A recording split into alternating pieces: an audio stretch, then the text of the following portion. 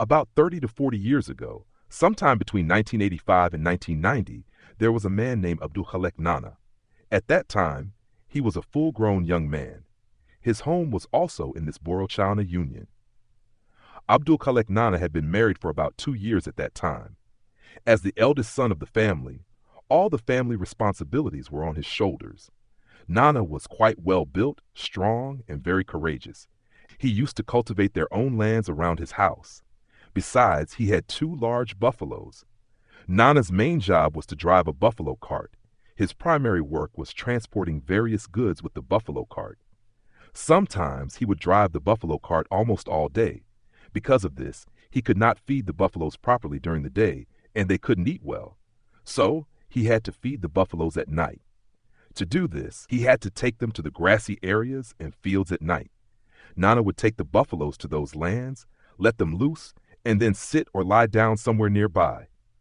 Once the buffaloes had finished eating, he would return home a little before or after the Fajr Azan. Sometimes he would return even in the dead of night. Then he would sleep for a while, and the buffaloes would rest as well. After that, he would leave the house a bit late in the morning. One night, as usual, Nana took the buffaloes far away, about 2 to 3 kilometers from home, to a place to feed them. He usually carried a 5-battery torchlight with him, and that night he took it too.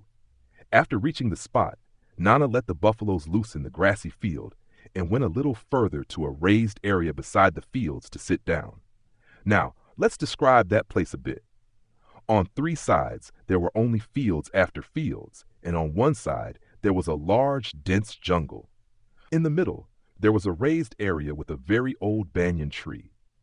Nana leaned against that tree and sat down. He had a strong habit of smoking biri, a type of local cigarette. In fact, he couldn't stay for even a moment without smoking biri. I am calling it a good habit, sarcastically, because it was actually a bad habit, but he was so addicted that he had to light one every 5 minutes. So he sat there smoking biri and keeping an eye on the buffaloes. After sitting for about an hour and a half, since he had driven the cart all day, his body was tired, and sleepiness crept into his eyes. It was around 1:30 or 2 a.m., an approximate time. Suddenly, Nana, in his sleepy state, noticed something like a light slowly floating from the side of the jungle.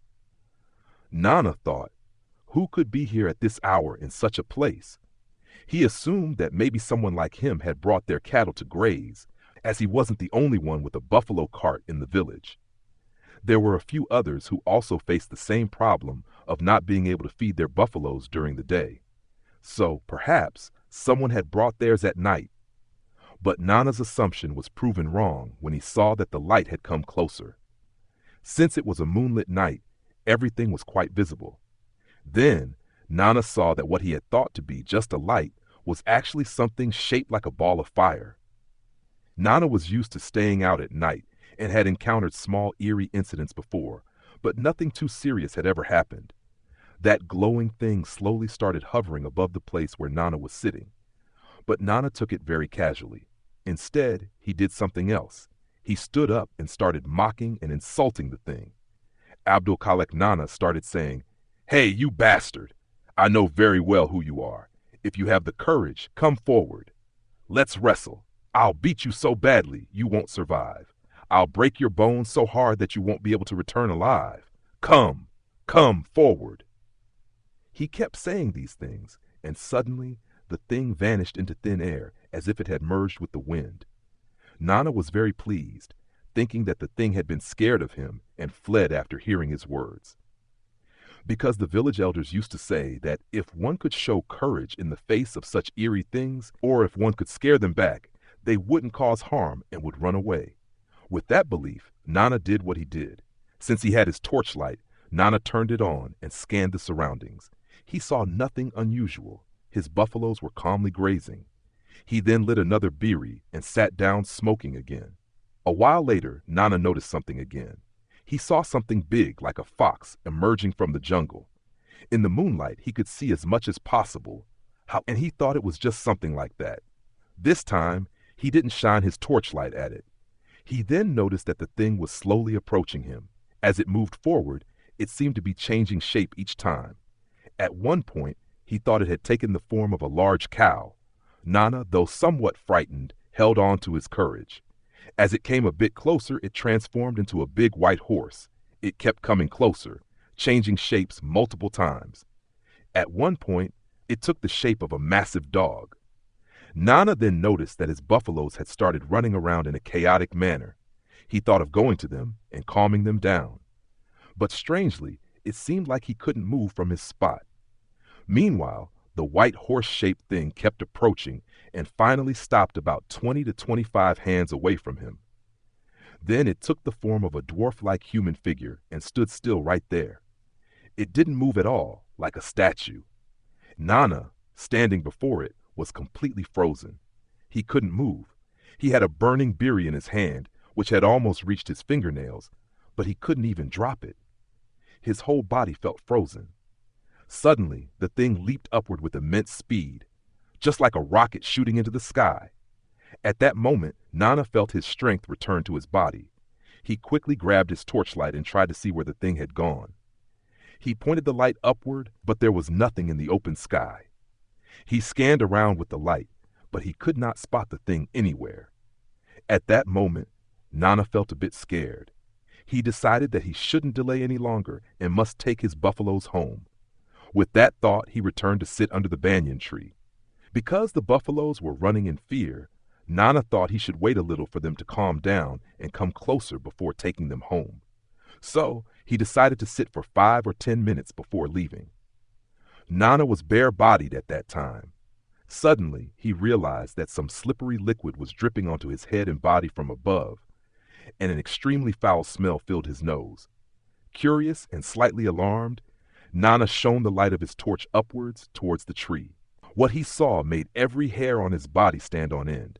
He froze, holding the torch and staring upwards like a statue. Hanging upside down from the tree like a bat was a dwarf-like figure with large, unblinking eyes staring directly at Nana. Its skin was so dark that it glistened under the torchlight, appearing wet. The slippery substance dripping onto Nana's body was coming from this creature. Its nose was completely flat, with 2 small holes in place of nostrils. Its mouth was stretched into a grotesque grin, revealing sharp, yellowish teeth, yet there was no sound of laughter.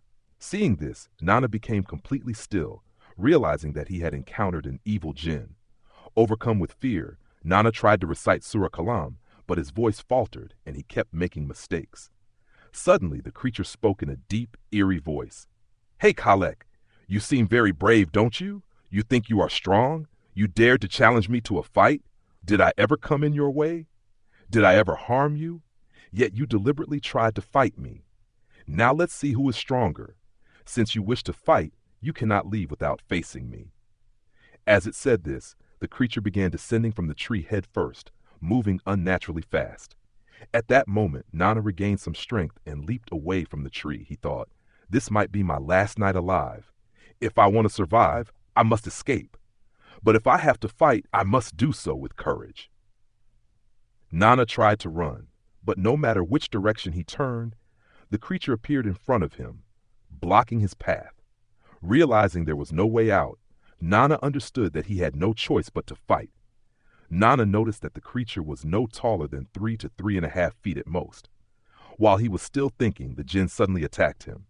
Nana had no choice but to grab hold of it, but its body was so slimy and slippery that he couldn't get a proper grip. Every time he tried to punch it, his fists would slide off as if hitting a wet, oily surface. The jinn's body emitted such an unbearable stench that just holding it was a challenge. Meanwhile, the creature kept attacking Nana repeatedly. The struggle went on for a long time. Eventually, Nana was severely injured, with deep cuts and scratches all over his body.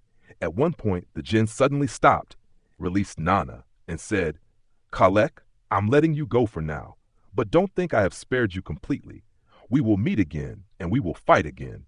Be prepared." Saying this, the jinn climbed back up the banyan tree and hung upside down once more. By then, it was still not time for the Fajr Azan. Nana was barely conscious. He later recalled that he had faintly heard the Azan, but he wasn't sure exactly when. After that, he lost consciousness completely. Meanwhile, back home, Nana's father, mother, and wife woke up for Fajr prayers and noticed that he was not in the house. However, They saw his two buffaloes standing in front of the stable. They assumed that Nana had returned home and gone to the pond to bathe, as he did every day. His wife, however, insisted that he hadn't come home at all. She told her in-laws, "He always returns, even if it's late, but today he hasn't come back." Hearing this, Nana's parents became worried. His father, Muhammad Yunus Maya, went to the pond to search for him, but found no sign of Nana or anyone else there. Now deeply concerned, Yunus Maya returned home and informed the family. Then he went to check the buffaloes and noticed something odd. They had no ropes around their necks. Nana always tied them up after bringing them home, so this meant the buffaloes had returned on their own, without him. Realizing that something terrible must have happened to his son, Yunus Maya gathered the villagers. By then, dawn had broken and the sun was rising. The entire village joined the search, calling out Nana's name and scouring the area. By midday, there was still no sign of him. Yunus Maya then told the search teams, Khalek usually takes the buffaloes to 3 different spots at night, split into groups and search those areas. One of the search groups, which included Yunus Maya himself, arrived at the spot where Nana had been. From a distance, they saw a figure lying motionless. They rushed over and found Abdul Khalek Nana unconscious, his body covered in wounds. He had scratches, cuts, and bruises all over him. They quickly carried him home. For 4 days, Nana remained unconscious. Despite bringing doctors and traditional healers, he did not wake up. On the 4th day, he finally regained consciousness, but was unable to speak at first. After a long while, he started speaking in a weak, broken voice. It took 2 more days for him to recover enough to tell his horrifying story. Although his father, Yunus Maya, had heard about supernatural encounters before, he realized that this was something much more serious. He decided to seek the help of a powerful spiritual healer. In the evening, around 2116, Yunus Mia returned home with the Kabiraj. After arriving home, the Kabiraj started his activities right after sunset. After starting, he looked up at the sky and began to say something to himself. Then the Kabiraj folded his hands as if asking for forgiveness from someone, repeatedly saying, I'm leaving, I won't come here again, I won't come here again, forgive me, forgive me. Then, grabbing his bag in any way he could, he bolted out of there. No one could even ask him what had happened.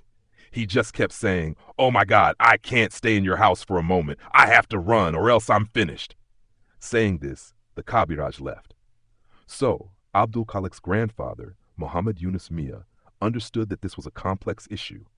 If it were a normal problem, then that entity would have said, you barely escaped today, never do this again. But instead, the entity had said, I will see you again, we will fight again. That's why this issue was complicated. And the fact that the Kabiraj looked up at the sky and begged for forgiveness before running away with his bag only made the matter more serious. Meanwhile, more problems arose. It was not only Abdul Khalek who faced these issues. When he went outside during the day, there wasn't much trouble, but as soon as evening fell, the problems would start. Right after sunset, he would see that pitch-black entity in various places. Wherever he went, he saw it. Even when he went to the washroom, he could see that thing standing outside.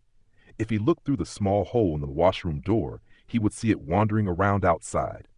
And the intense foul smell, it was always there. However, the entity hadn't attacked him yet. It only kept appearing. Meanwhile, Abdul Khalek's father, Muhammad Yunus Mia, found a great scholar and met with him, explaining in detail everything that had happened to his son.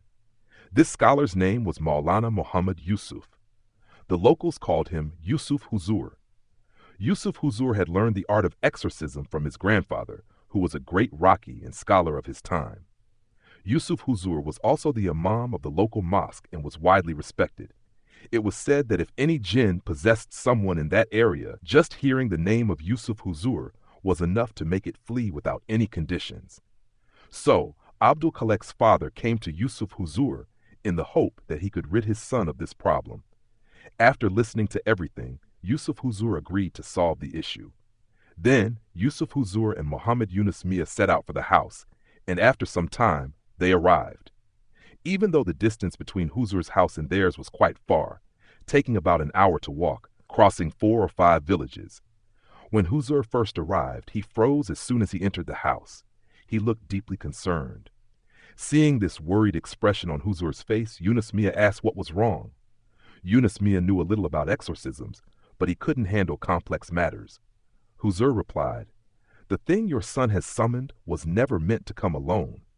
They don't come unless someone calls them. To drive this thing away, even the greatest Rakis and scholars struggle. I will struggle too. It's clear that until we know the full story, we can't make any decisions. And bringing this thing forth will also be a challenge. These beings don't appear easily." Since the distance between Yunus Mia's house and Yusuf Huzur's house was quite far, and it was exhausting to travel back and forth, Yusuf Huzur decided to stay at Abdul Khalek's house that night. The next day, after the Isha prayer, Yusuf Huzur made Abdul Khalek sit in front of him on a prayer mat. Holding a tasbih in his hand, Huzur began reciting verses from the Holy Quran. After about 10 to 15 minutes of recitation, the entity appeared and possessed Abdul Khalek. The jinn said, "Yusuf Huzur, why have you called me? You are a respected person, and out of respect for you, I have come. Do not think of me as weak. You know very well what I am capable of." Speaking in a very polite tone, Huzur addressed the jinn, saying, "Yes, I know who you are and how powerful you are, but why are you troubling an innocent man like Abdul Khalek?" The jinn replied, "Innocent, Yusuf? Do you know what this man has said to me? He wants to fight with me. He wants to wrestle with me. He even claimed that I wouldn't be able to return if I wrestled with him. And he insulted me so much that I won't even bother repeating it to you. Ask him yourself. I was minding my own business, but the way he insulted me, if you had my power, what would you have done to him? Tell me that first, then I will decide what to do." Hearing this, Huzur said, "Indeed, he has done wrong. He didn't know who you were and couldn't understand. Please forgive him."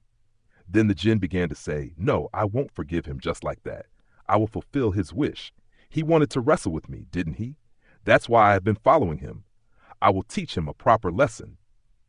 Yusuf Huzur then said to the jinn, "Please, let him go. Do not follow him anymore." But the jinn refused. Yusuf Huzur then asked, "What do you want? Whatever you ask, I will give it to you, but please let him go." The jinn, now enraged, said, "Yusuf, there is nothing I need from humans. Do not tempt me with your offerings. I have no need for what you can give me. Leave now. I do not want any harm to come to you. You are a respected man, and your ancestors were also respected. I do not want to stain my hands with your blood. Leave."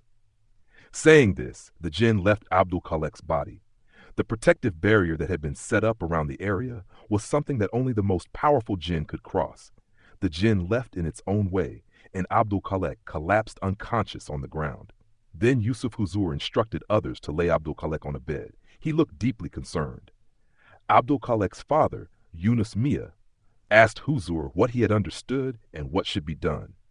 Huzur replied, "This is a very complex issue. Such cases are rare, but when they do happen, the victim suffers greatly. These jinn belong to the ascetic type. They do not normally possess humans. However, if someone calls them or disturbs them, only then do they attack. The problem is, most of the time the victims do not survive. These jinn do not harm an entire lineage. They only harm the one who has provoked them. They don't have time to hold long-term grudges against a family. Instead, they quickly extinguish a person's life and move on to other matters." Hearing this, Abdul Khalek's father became even more worried. Meanwhile, some of Huzur's jinn disciples, who were informants, had gathered information about this particular jinn. Yusuf Huzur then explained that this jinn belonged to the Sheila species. They can take various forms. However, the Sheila jinn are not particularly powerful, but some of them gain immense strength by practicing for 1,200 years. Their lifespan is long, and through centuries of spiritual practice, they become extremely powerful. Their method of training involves meditating in a specific place, usually under a large tree or an abandoned area. Every 12 years, they move to another similar place at a set distance. This jinn has been practicing that ritual for 924 years. Now, when it was moving to a new place according to the rules, that place was the old banyan tree under which Abdul Khalek had sat. This place was the jinn's next destination. But on its way, Abdul Khalek intentionally created an obstacle, mocked the jinn's power, and laughed at it. That is why the jinn became furious. and for this reason, it wants to cause great harm to Abdul Khalek. Then Huzur also said that this jinn does not follow any religion, not Islam, not Hinduism, not Judaism, not Buddhism, none at all. As a result, it is not possible to solve this matter by bringing a priest or a religious leader of any other faith. This task is extremely difficult. However, Huzur assured them not to lose hope, as he would continue working on it with his utmost effort. Then Huzur performed his ritual and temporarily sealed the house before leaving. Huzur also warned that breaking this seal would not be difficult for the jinn, and within a few days, it would likely remove the barrier. Huzur instructed that Abdul Khalek must not be allowed to go anywhere alone, especially at night. Even during the day, if he had to go somewhere, he should never go alone. Huzur further mentioned that he would consult his master to find a solution for this matter. Meanwhile, Abdul Khalek followed all the instructions carefully, and by the grace of Allah, there were no problems. The disturbing sights, the foul smell at night, and the visions of the jinn had stopped. After 3 to 4 days, Yusuf Huzur returned to Abdul Khalek's house. Huzur informed them that he had consulted his master, who also agreed to try and solve this matter.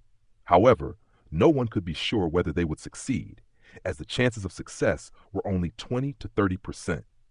The remaining probability was failure, meaning there was very little chance of success.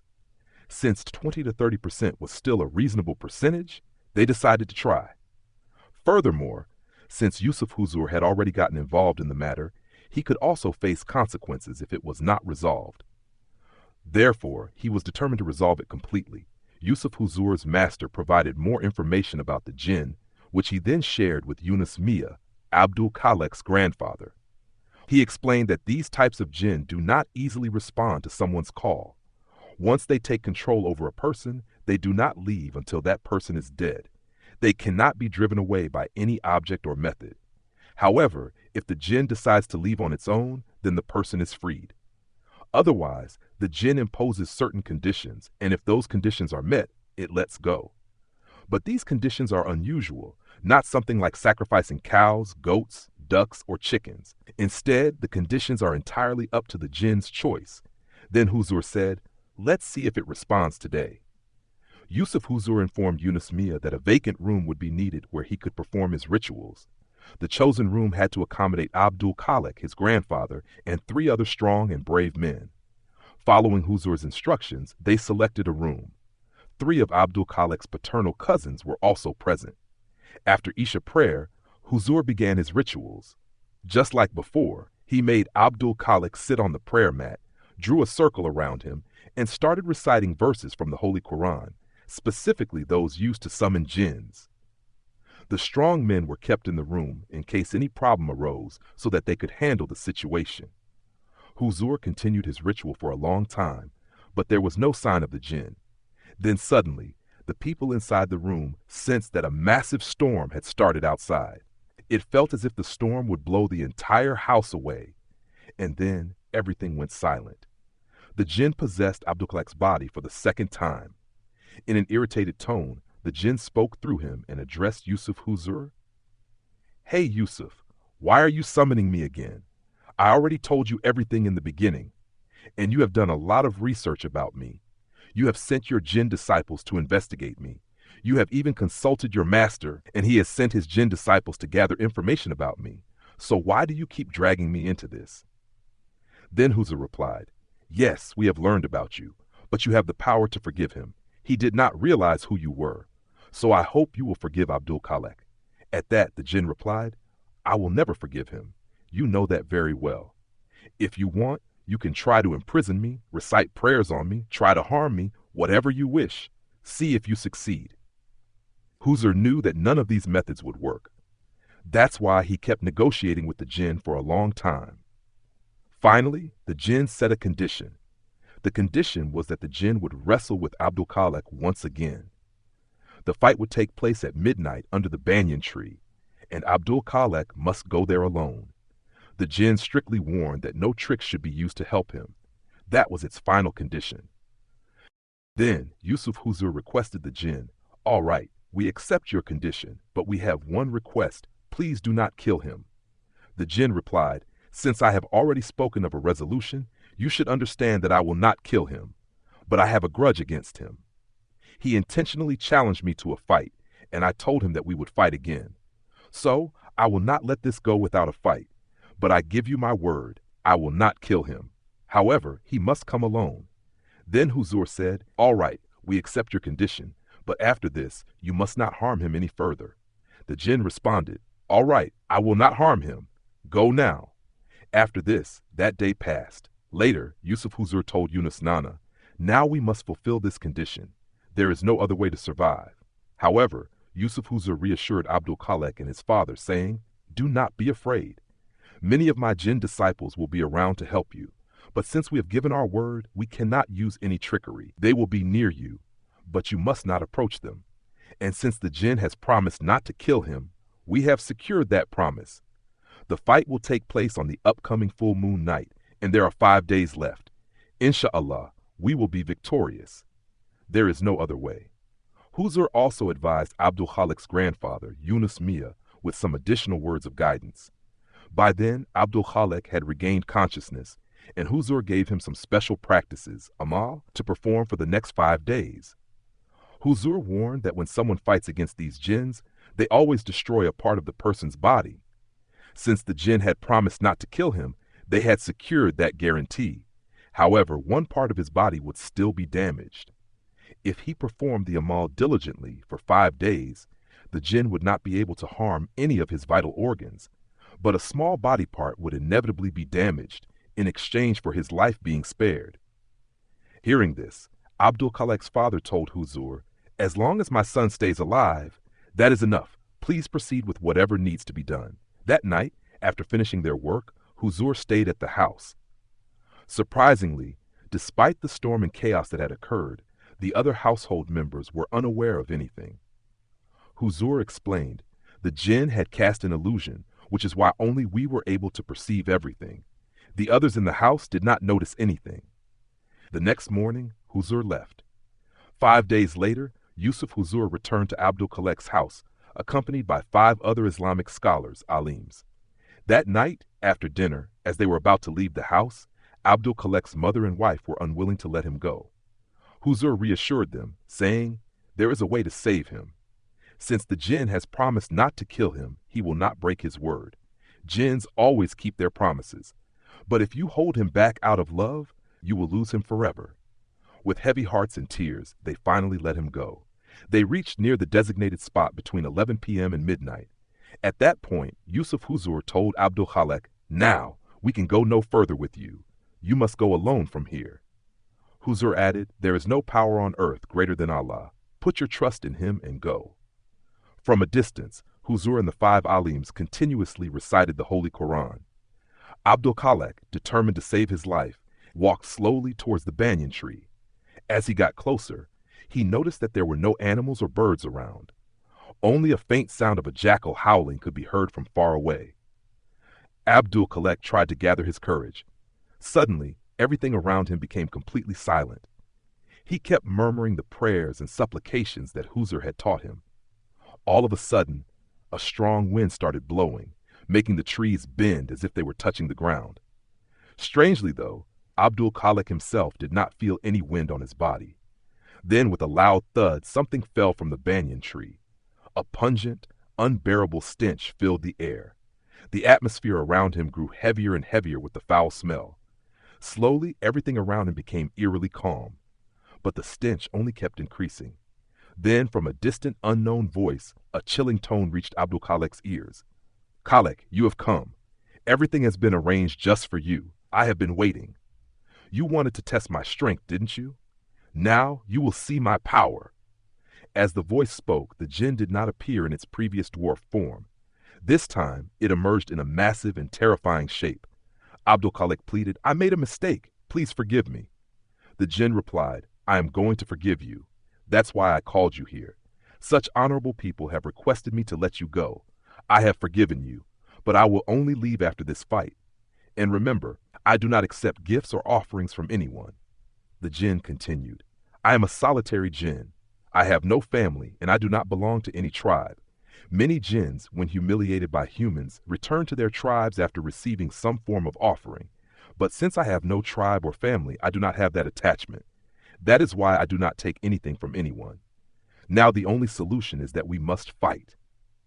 At that moment, the jinn stood 5 to 6 handspans away from Abdul Khalek. Unlike before, it was no longer in a dwarf form. It now had a monstrous appearance. Seeing this, Abdul Khalek felt frozen in fear. Suddenly, he saw that many identical figures of the jinn began surrounding him. He braced himself with all his strength to face the situation. The jinns surrounding him had terrifying expressions as they grinned at him. Then, Abdul Khalek witnessed something strange. The multiple jinns began merging into each other. Initially, there were 8 of them. Then, they combined into 4. Finally, all of them merged into one single entity. And then, the jinn attacked Abdul Khalek. Abdul Khalek tried his best to resist, but within just 30 seconds, the fight was over. The jinn bit one of his fingers. As soon as that happened, Abdul Khalek lost consciousness. However, in those last few moments before blacking out, he noticed something. In the distance, he saw a figure dressed in a robe, watching him with sorrowful eyes. It seemed as though a bright torchlight-like glow was revolving around the figure's head, and the person was muttering something under their breath. That was the last thing Abdul Khalek saw before everything faded to darkness. After the Fajr call to prayer, Yusuf Huzur and 5 other scholars, along with Yunus Mia, that is, Abdul Khalek Nana's father, came to the spot and found Nana lying there. Nana was brought back to the house. In the afternoon, Nana regained consciousness and realized that he could not move his left hand. 3 distinct teeth marks were clearly visible on one of Nana's fingers. The next day, Yusuf Huzur came to visit Abdul Khalek Nana again. Upon seeing him, he said, "Alhamdulillah, all the danger is over. The jinn has left, and Abdul Khalek is now free from harm." That night, Abdul Khalek had seen a man dressed in a jubba. He was actually an elderly jinn who was praying from a distance, asking for Allah's mercy so that the jinn wouldn't cause any further harm. Even though there was an agreement that no tricks would be used, it had to be done, and the jinn was aware of this beforehand. The jinn did not take any issue with it, and it left Abdul Khalek. Yusuf Huzur explained that within a month, the finger that had been bitten gradually shriveled and became slightly bent. However, Abdul Khalek's hand regained strength, and his whole body returned to its normal strength, except for that one finger. This finger remained dry and bent for the rest of his life. If you would like to share with us an incident that happened to you or a true ghost story that you know of, please write or record the incident and send it to us by email. Our email address is ghostredeye@gmail.com, GHOSTSREYE@gmail.com.